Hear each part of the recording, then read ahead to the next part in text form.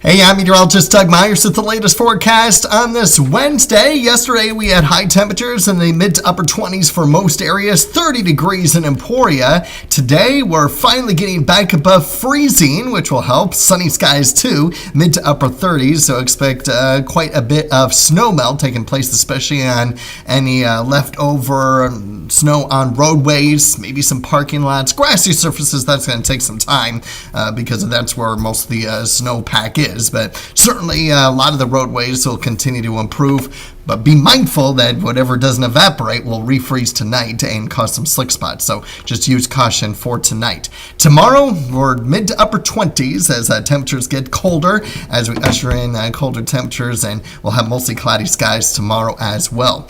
Winds between today and tomorrow will generally be at about 5 to 10 miles per hour today, and then 10 to 12 miles per hour tomorrow, where we could have just a little bit higher wind gusts near 20 miles per hour with the colder temperatures. But for the most part, we will have sunny skies for today before clouds increase tonight. That'll set us up with mostly cloudy skies to round out the work week on Thursday and Friday, and also a very low probability of some light snow or flurries.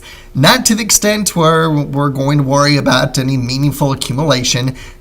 There may be a trace to a half inch. That's possible.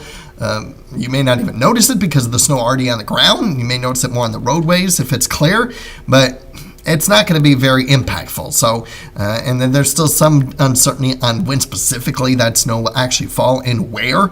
I'll show you the models in just a second. You can see the clouds begin to clear out right around sunset on Friday, setting us up with generally clear skies Friday night, which will also set us up for our coldest night of the next 7 nights on the 8-day forecast. As far as possible snow through Friday is concerned, we have anything from the European model with the snow staying in extreme northeast Kansas to our in-house graph computer model, which indicates a widespread trace to an inch. And we're going to be closer to a trace versus the inch.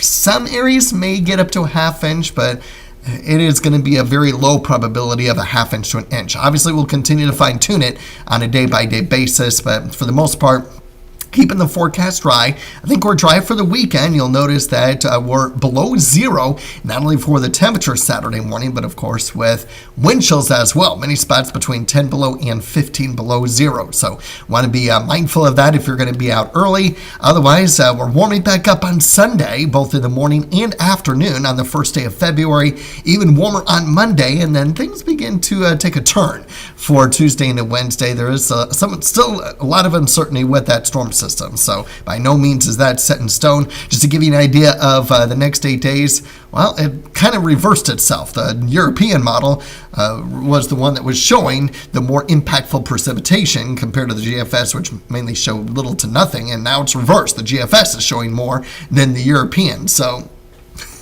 yeah, you get the idea that there's going to be some big uncertainties here. So through the weekend, according to the European model, we're at a trace to 1 inch, if anything at all. For the next 8 days, heading into Monday through Wednesday, now we get into some areas in that 1 to 2 inch range, and then the extended outlook for days 9 and 10, no additional snowfall. All right, so that's the European. Here's the GFS. Most spots not getting any accumulation at all, but for those that do, in the trace to 1 inch category through the weekend. For the Monday through Wednesday time period and heading into next week, some areas in that 1 to 2 inch range. And then days 9 and 10, no additional snowfall. So we're not going to get a lot. Certainly both models are indicating a lot less. In fact, the GFS, which was showing a little bit more rainfall or more precipitation, actually showed more rain before it changed over to snow with a little bit warmer temperatures on Tuesday. So that could also limit how much snow is able to accumulate.